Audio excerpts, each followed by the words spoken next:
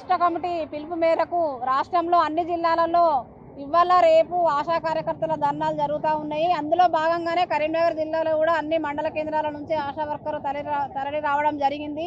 ఎందుకంటే ముఖ్యంగా బడ్జెట్ సమావేశాలు స్టార్ట్ అయినాయి కాబట్టి బడ్జెట్ సమావేశాలలో ఆశాలకు 18,000 ఫిక్స్డ్ వేతనం నిర్ణయించాలి. మేము 20 సంవత్సరాల నుండి పనిచేస్తూ ఉన్నాం, మాకు ఫిక్స్డ్ వేతనం లేదు, ఉద్యోగ భద్రత లేదు, పిఎఫ్ లేదు, ఈఎస్ఐ లేదు, మాకు ఏ బెనిఫిట్స్ లేవు, పని భారం ఎక్కువ ఉన్నది, పని భారం తగ్గించాలి. అట్లాగే పిఎఫ్ ఈఎస్ఐ ఉద్యోగ భద్రత పెండింగ్లో ఉన్న లెప్రసీ ఎలక్షన్ డ్యూటీ అట్లాగే పల్స్ పోలియో పారితోషికాలు కూడా పెండింగ్లో ఉన్నాయి. మాకు నెల నెల పారితోషికాలు వేయట్లేదు, వేయాలని చెప్పేసి అట్లాగే మాకు గత సమ్మె సందర్భంగా ఇచ్చిన 50 లక్షల ఇన్సూరెన్స్ 50,000 మట్టి ఖర్చులు కూడా ఇవ్వాలి. అట్లాగే ఏఎన్సీ టార్గెట్ను గర్భవతులు లేకుండా కూడా నెలకు 2-3 గర్భవతులను నమోదు చేయించాలి, రిజిస్ట్రేషన్ చేయించాలని చెప్పేసి అధికారులు మా మేడ మీద కత్తులు పెడతా ఉన్నారు. ఆ ఏఎన్సీ టార్గెట్ను రద్దు చేయాలి, పిఎన్సీ టార్గెట్ను రద్దు చేయాలి, స్కూటర్ డబ్బాలు మోసే విధానాన్ని రద్దు చేయాలి, ఎన్సీడీ ఆన్లైన్ విధానాన్ని రద్దు చేయాలని చెప్పేసి ప్రభుత్వాన్ని డిమాండ్ చేస్తూ ఉన్నాం. ఈ బడ్జెట్ సమావేశాలలో మాకు ఫిక్స్డ్ వేతనం నిర్ణయించకపోతే పోరాటాన్ని ఉధృతం చేస్తాము, మంత్రుల ఇల్లును ముట్టడి చేస్తాము, అట్లాగే సమ్మెలకు వెళ్ళడానికి సిద్ధంగా ఉన్నామని చెప్పేసి తెలియజేస్తా ఉన్నాను. ప్రభుత్వం మా సమస్యలు వెంటనే పరిష్కరించాలని తెలియజేస్తా ఉన్నాను.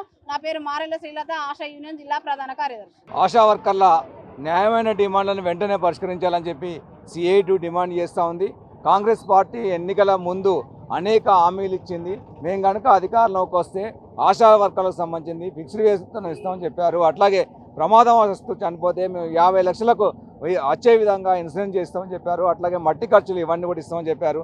సమ్మెల సందర్భంగా కూడా ఆయా సమ్మె శిబిరాలను సందర్శించి కూడా మాజీ ప్రజాప్రతినిధులు ఉన్న వాళ్ళు కానీ ప్రస్తుత ప్రజాప్రతినిధులు అయిన వాళ్ళందరూ కూడా ఇటువంటి హామీలు ఇచ్చారు.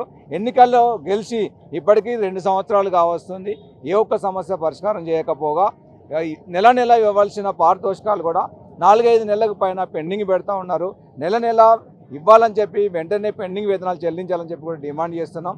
అదేవిధంగా ఫిక్స్డ్ వేతనం కూడా ఇవ్వాలి. మరోవైపు కేంద్ర ప్రభుత్వము ఆశా వర్కర్ సంబంధించింది కూడా తను కూడా ప్రధానమైన భాగస్వామి. కేవలము 3,000-3,500 రూపాయలు మాత్రమే ఇస్తుంది. మిగతా స్కీమ్ మాత్రం కేంద్ర ప్రభుత్వ స్కీము పెట్టదంతా కూడా రాష్ట్ర ప్రభుత్వం పెట్టాలన్న వైఖరి కేంద్ర ప్రభుత్వం ఉంది. ఈ 2 ప్రభుత్వాలు కూడా అటు కేంద్ర ప్రభుత్వం కూడా బడ్జెట్లో ఇటు ఆశా వర్కర్లకు వేతనాలు పెంచట్లేదు, అట్లాగే రాష్ట్ర ప్రభుత్వం కూడా అదే వైఖరిలో ఉంది. అందుకోసమే ఈ 48 గంటల ధర్నా అన్ని కలెక్టరేట్ల ముందు జరుగుతుంది. దానిలో భాగంగా కరీంనగర్ జిల్లాలో కూడా జయప్రదంగా జరుగుతుంది. ఇప్పటికైనా ప్రభుత్వం దిగి రాకపోతే మంత్రుల ఇల్లు ముట్టడి అట్లాగే అసెంబ్లీ ముట్టడి లాంటి కార్యక్రమాలను కూడా ఉధృతం చేస్తాం. అయినప్పటికీ తిరగకుండా నిరవధిక సమ్మె కూడా ఆశా వర్కర్లంతా కూడా సిఐటి నాయకత్వంలో సిద్ధమవుతుందని చెప్పి తెలియజేస్తా ఉన్నాం.